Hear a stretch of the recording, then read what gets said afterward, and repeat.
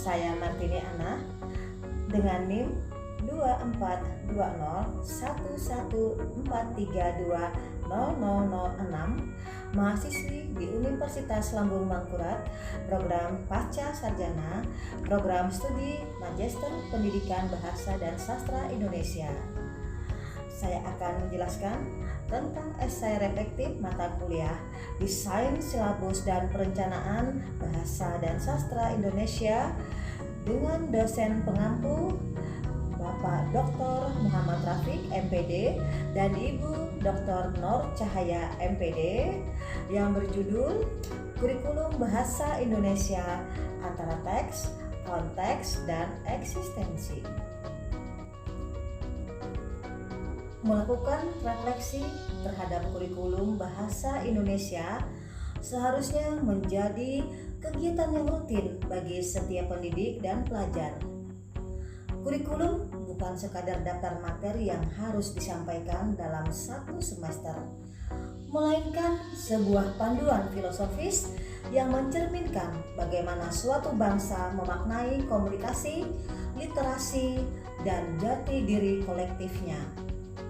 Dalam proses menelaah implementasi kurikulum, khususnya yang menekankan pada pendekatan berbasis teks dan penguatan pada kompetensi literasi, saya menemukan adanya ketegangan antara idealisme yang diusung oleh kurikulum dengan praktik yang terjadi di kelas sehari-hari. Secara konseptual, kurikulum bahasa Indonesia modern memiliki visi yang progresif.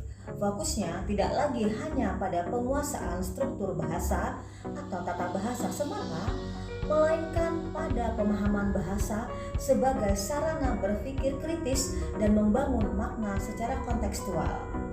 Literasi menjadi titik pusat di mana siswa diarahkan tidak hanya untuk membaca teks secara harfiah, tetapi juga untuk membaca realitas sosial di sekitarnya. Mereka diperkenalkan dengan beragam jenis teks, mulai dari laporan ilmiah hingga iklan, agar mampu menganalisis, menafsirkan, dan bahkan untuk mempertanyakan pesan yang disampaikan. Harapannya, siswa bisa menjadi individu yang peka terhadap konteks dan mampu menyampaikan gagasan secara argumentatif dalam bentuk wacana yang relevan.